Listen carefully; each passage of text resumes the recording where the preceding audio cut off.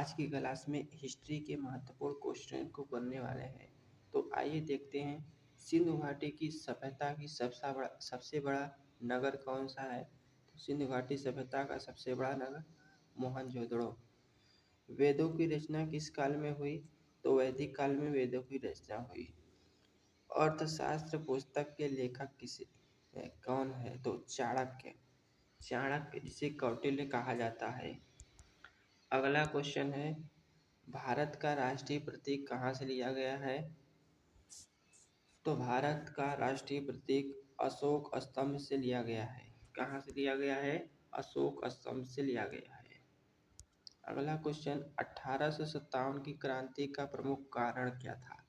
तो अंग्रेजों के खिलाफ असंतोष। अंग्रेजों ने कारतूस वाली बंदूक का प्रयोग किया था जिसमें सूअर की चर्बी और गाय की चर्बी का इस्तेमाल हुआ था। 1857 की क्रांति को ही स्वतंत्रता की प्रथम संग्राम कहा गया था। अगला क्वेश्चन, भारतीय राष्ट्रीय कांग्रेस की स्थापना कब हुई थी? 1885 में भारतीय राष्ट्रीय कांग्रेस की स्थापना A.O. ह्यूम द्वारा की गई थी। किसने की थी? तो A.O. ह्यूम द्वारा की थी। अगला क्वेश्चन, पॉलिटी के इम्पोर्टेंट क्वेश्चन, संविधान कब लागू हुआ? तो संविधान 26 नवंबर 1950 को लागू हुआ, जबकि हमारा संविधान 26 नवंबर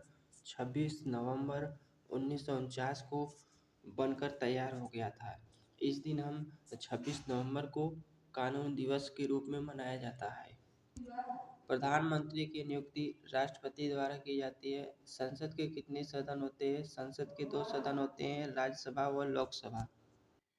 अनुच्छेद 370 किससे संबंधित है? अनुच्छेद 370 जम्मू कश्मीर से संबंधित है। सर्वोच्च न्यायालय का मुख्य कार्य क्या होता है? संविधान की रक्षा करना सर्वोच्च न्यायालय का मुख्य कार्य है।